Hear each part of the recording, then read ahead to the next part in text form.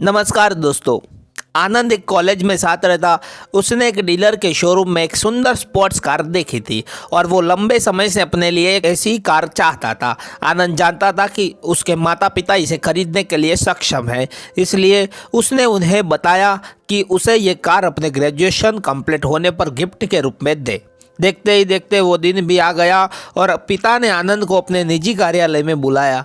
उन्होंने उसे कहा कि मुझे तुम्हारे जैसे अच्छे बेटे पर बहुत गर्व है। उन्होंने उसे बताया कि वह उसे कितना प्यार करते हैं और उसे एक प्यारा रैपर से लिपटा हुआ उपहार दिया।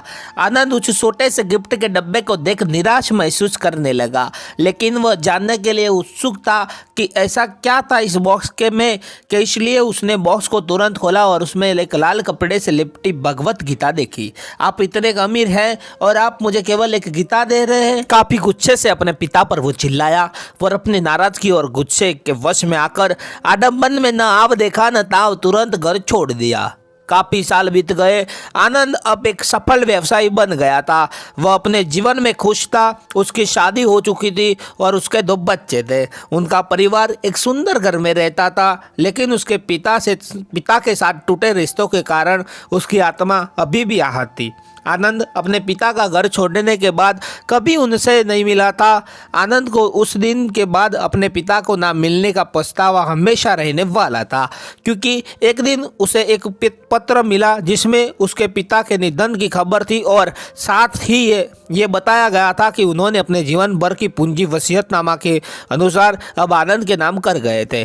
अपने पिता की सारी संपत्ति विरासत में मिली तब आनंद अपने पिता के घर पहुंचा और कुछ महत्वपूर्ण कागज की तलाश करने लगा और गलती से उसे वही भगवत गीता का उपहार लिपटा हुआ मिला, जिसे देख उसे फिर उसी उदासी का एहसास हुआ। उस गीता को उसने अच्छे से देखा तो उस पर अपने पिता का हैंडराइटिंग में कुछ लिखा पाया। उस पर लिखा था कि मैं खुद को बेचकर भी हर सपना पूरा करूँगा तेरा, बस तू सपने जरा बड़े देखना। ये बोल रहा बाप नई जिंदगी का सबसे पहला दोस्त तेरा। ये कविता पढ़ी ही थी कि अचानक उस किताब में से एक चाबी गिरी, जिनके ऊपर लगे टैग पर उसके ग्रेजुएट होने की तारीख के साथ कांग्रेचुलेशन और आई लव यू लिखा हुआ था।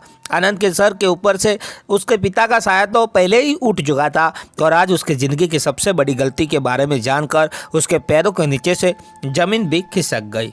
उस दिन आनंद की आंखों और रूह दो पछतावे के आंसू रोई। दोस्तों, इस कहानी से हमें यह सीख मिलती है कि अपने माँ बाप की हमेशा से इज्जत करनी चाहिए। अपने माँ बाप को हमेशा से मान सम्मान देना चाहिए और इससे रूठना नहीं चाहिए। नमस्कार। और आज की कहानी यहाँ से पूरी होती है।